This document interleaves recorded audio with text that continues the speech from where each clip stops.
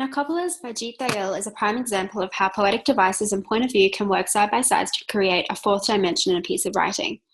Thayil experiments with the use of a framing device in the form of a prologue and final chapter, which aesthetically breaks stylistic norms and create a disorientating point of view through an enigmatic narrator. Thayil's prologue speaks directly to the reader in present tense, which foregrounds the point of view taken in the novel to come. This present tense situation is constantly referred back to throughout the novel. The narrator is enigmatic, as the story is told through two perspectives, the first as an all-seeing eye, and the second as an eye that is entrenched in the action. It is this continuously slippery slide along the spectrum of dialogue and point of view that creates a sense of disorientation in the writing. A disorientation which is deliberate in drawing inference from between the subject matter, namely the chaos of the setting, and the point of view, so the character's or narrator's emotions. This presentation seeks to explain how poetic techniques and point of view, when balanced together effectively, can evoke another dimension in writing, and in this instance, this fourth dimension is the emanation of the intoxication of the haze of an opium-induced dream, which allows the reader to experience the hallucinations of a heroin high without leaving the pages of the novel. Jeet was born in Kerala, India in 1959 and was educated in Hong Kong, New York, and Bombay. He studied poetry first and foremost, and he has published 4 collections of poetry, but he's also a songwriter and guitarist. Thayil lost 20 years of his life to heroin addiction, but made it through working as a journalist in India and New York despite being lost in an opiate fog. He has used those experiences as an addict in Bombay to inspire this novel. And also, just as a side story, Jeet was a guest lecturer last semester in the subject poetry writing. And he had a pretty profound effect on me because I developed a new appreciation for the relationship between poetry writing and fictional prose as a result of his presentation. Thayil had this amazing ability to encapsulate an entire smell or feeling or ambience within the words of the pages of his poetry, and he does it so well in this book as well. In his prose, he uses these long, intoxicating sentences which weave like opium smoke and give the reader this fourth dimension. So his book Narcopolis was shortlisted for the Man Booker Prize in 2012. It then went on to win the DSC Prize for South Asian Literature at the Jaipur Festival, where he was the first Indian author to win the prize in almost 70 years. The book is described as a rich, hallucinatory dream of a novel which captures the Bombay of the 1970s in all its compelling squalor. With a cast of pimps, pushers, poets, and gangsters, it's a lyrical and unforgettable journey into a sprawling underworld. Bombay is both the hero and heroine of the story, and critics have said that the novel, if heroine could write, this would be its novel because of the long, intoxicating sentences that weave like opium smoke, like I said. So I've explained how there is this elusive narrator and a disorientation created by the writing. And you might be asking, why would I want to disorientate my reader? But when you have a chaotic setting and characters plunged into chaos by their own actions, this smoky haze that foreshadows the writing leaves the reader with a taste in their mouth as though they are in the thralls of the Bombay underworld. The prologue has been described as a framing device. And while most of our lecturers would tell us that framing devices are writing cliches, in this instance, the prologue is much more rich and important than that. It acts as a foregrounding element in itself. Firstly, the style is super unique. So the prologue is 7 pages long and aesthetically doesn't have a single full stop or paragraph indent. Even the splicing out of an example was a hard task because there isn't a definitive point where one idea starts and ends. The effect that this has on a reader is that you're essentially being plunged into the action head first, and you can't come up for air until the beginning of the first chapter.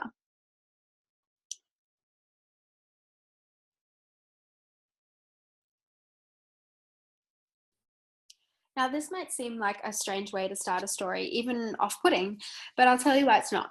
When the subject matter of the novel is this sprawling underworld of chaos where everything is hyper-real and everyone's stories are slightly sensationalized through the hazy memory of their drug-induced high, And even these characters, when they're telling a story, are on an opium high.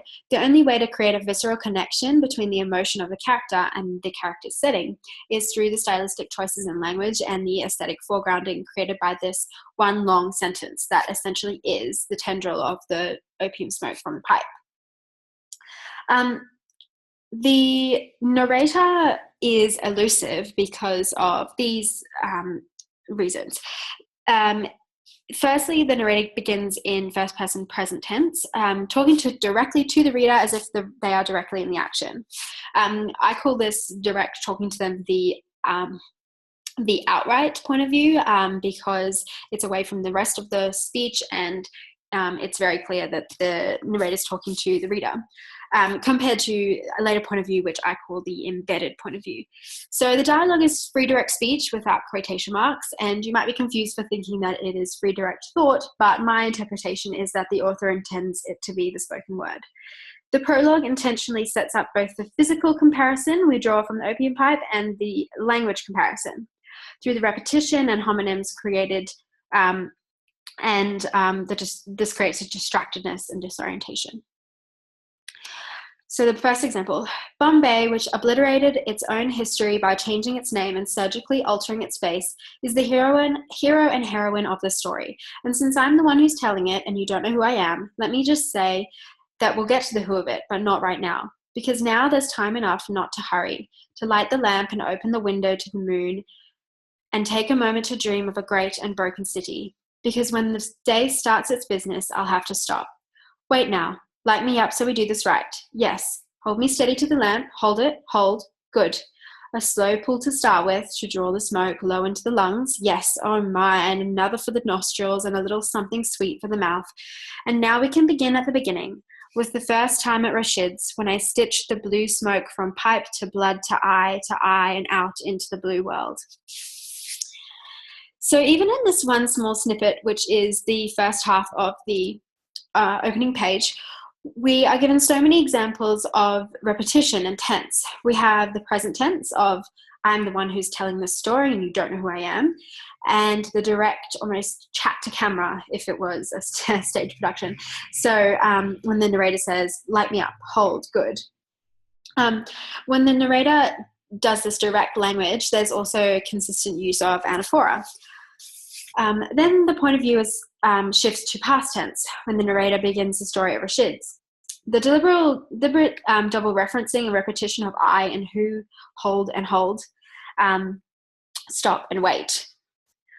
In the final line, there is also so much color saturation by the homonym of I and I. I've got it highlighted there in blue. It gives the whole phrase so much depth. When I stitch the blue smoke from pipe to blood to eye and out into the blue world.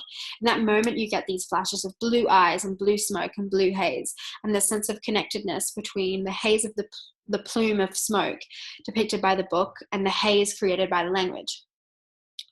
Even in this very first paragraph of the prologue, it has a poetic rhythm to it. There are so many poetic devices at work that the reader can't help but go along for the ride. So the alliteration of the O, which is highlighted in red, and the S to punctuate the words, which is highlighted in yellow. In the second example, this is also prominent. So they're consistently used, and the subliminal continuation of O and S, and then the new introduction of C, repetition of the words Christianity, speaking. It begins slowly in the next example, and then is interjected by what I call an embedded chat to camera. So, and then it jumps back again to the narrator's speaking in present tense about the story. So, yeah. The old man who was nodding over the cook pot was speaking English, speaking to me in the language of a death-mad, religious-obsessed country of living saints, asking if I was Syrian Christian, because he'd noticed the Coptic cross around my neck and he knew Roman Catholics wouldn't wear that kind of cross. And of course he was right. I was Syrian Christian, a Jacobite, if you want, the subsect of the subsect. So good, this good smoke, the last smoke from the last pipe on the last night of the world. The old man, whose name was Bengali, saying, in that case, perhaps you can answer a question that has been troubling me. I mean, the particular way Christianity caught on in Kerala, and how Kerala's Hindus, instead of adjusting themselves to Christianity, and just adjusted Christianity to themselves, to the old caste divisions. And this is my question. Why would Jesus have approved of caste-conscious Christianity when his entire project was the removal of it? So just from these first two examples, you can see how Thayil uses the flow created by the language and emphasizes it with these poetic devices, and it like flavors the novel to come. So the flows created by the repetition and alliteration of the C, O, and S sounds. You've got the Coptic cross, Catholic cross, course, Christian. And then there's this interjection. So the interjection in the middle where it says so good, this good smoke, the last smoke. You can see from the division and the foregrounding created by the sudden perspective change from past to present tense, it disturbs the flow created by the poetry and acts to diffuse and confuse and disorientate. It also adds to the enigma of the narrator. This is, again, what I say, this is what I call the embedded point of view, because it doesn't appear alone from the text, and it kind of comes as like a shock to the reader. At this point, the reader still doesn't know who the narrator is, and this continues for the entire book until the very last chapter. We don't know who the narrator is, only that they have credibility, because it's written as though they are an elderly person retelling the secrets of their early years. The reader automatically has this curious connection with the narrator before the story has even begun, and from this point, the narrator's point of view slides along the scale. So completely along the scale, from the free direct speech to narrative reporting, and back up through the middle, across every option. The reader is left constantly asking themselves, who is the I? Is it the I of the character, of the narrator? So is it the narrator telling other characters, narrator telling us? Is it another character telling the narrator? The blurred haze created by the constant questioning doesn't become clear until the last page of the novel. The framing device that begins the novel, so in the prologue, is mirrored again through the direct dialogue at the end of the novel. There is a final conversation had by Rashid, who's one of the main characters, and the narrator, where Rashid tells the narrator that Dimple, another main character, has died.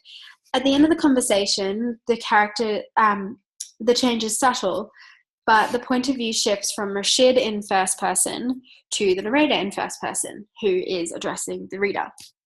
In this final chapter, there are no question marks, like the prologue, and there are no paragraph breaks, but there are full stops. So this is the example of the book end. I fell asleep reading, and late at night I heard footsteps on the ceiling, things dropping, coughs and whispers. I woke up saying, "Who is it?" I thought I heard voices outside my door. My neighbours on my left were a family of 4 in a space as small as mine. The younger child, a girl of about 6, read her homework aloud. I sat on the couch in my room and listened to her real voice. If I could hear them, then they could surely hear me, talking with my invisible guests. I introduced myself. I said, "Ulysses is my name. These are my friends. This is what we did. These are the things that we said and dreamed." Mother and daughter looked at me, and then they looked behind me as if they too could see the shapes that filled the air. Late that night, after my neighbors had gone to bed, I cleaned a space in the small room and set up an oil lamp and pipe. This is the story the pipe told me. All I did was write it down, one word after the other, beginning and ending with the same, Bombay. I really like the sentence in there that says, listen to her real voice, because this, summing up this paragraph, it's sort of the fluffiness is all taken away, but Thayil's essentially summing up his story by saying it was all a dream. But there are two things that stand out to me very clearly between the prologue and this sort of bookend. At the beginning, it was all chaos and intricate use of poetic devices and like a stream of consciousness with a lyrical rhythm. And in this final excerpt, it's clear and concise. And like the Life of Pi, with, it sort of has a similar ending, you're left thinking, was it a dream, or was it the narrator reliving the memories in the form of a dream? So how do we reproduce this ourselves? And why would we want to?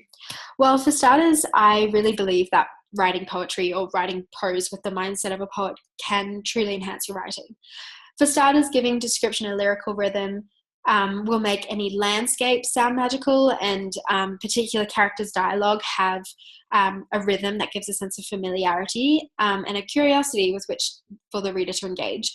Normal dialogue might be good enough and effective 90% of the time, but when you have whimsical characters in a whimsical situation, it's extra effective to give the reader a pattern to follow and ensure the reader understands the tone intended. Poetic devices such as repetition and alliteration are also really effective for quirky moments in action or to add depth to characters' dialogue. The example where the old man was talking about, Corrales Christians, it just sticks in your mind long after you've turned the page. And while, all of that Corrales Christian kind of alliteration might be overwhelming or seem a little bit, anyway, it sticks the content words, and the characters, having the character repeat those content words over and again will ram home the meaning and importance of that character's situation or that character in that situation. So finally, how and when do we use an elusive narrator, or, scales along the spectrum of inference? We mostly covered this in our lecture, so I'm not going to, harp on about what you're talking about, Craig. But Thayil's narrator in this book is quite unique in that it presents, in the present tense situation, sort of flits in and out unexpectedly. This interjection and foregrounding may seem random or unnecessary, but it appears at specific points to remind the reader of that opening scene. Well, it's absolutely a cliche to end a story with "it's all a dream," and framing devices are not the most coveted method of opening and closing a novel. There definitely is a place for them in literature.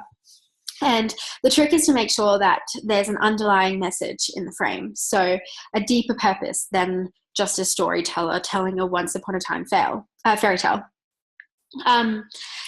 Here, it was absolutely necessary to foreground the scene where the narrator lights the opium pipe, because without it, there would be no context to the haze that hangs over the rest of the novel. Where this might be replicated in our own work is instances of sort of high pressure situations or moral dilemmas where the narrator should be completely removed from the situation in order to give the reader a fresh point of view, or where the story is being told through a metaphorical lens, such as this one, the lens of the opium haze. An example of this might be if a narrator enters a parallel universe from an ordinary world, or there is a story within a story and the reader requires some context. So I've just done a small example.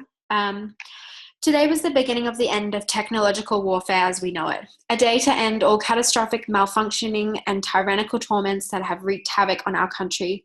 Today, the tyrants have defeated and total control reigns once again over humanity.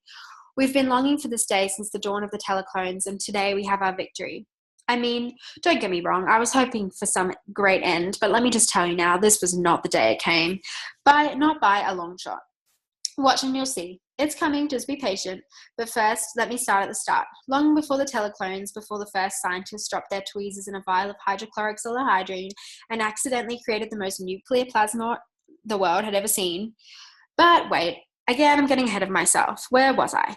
Oh yes, the day to end all days, the announcement that tyranny and technological warfare was tarnished from the trenches of Earth forever.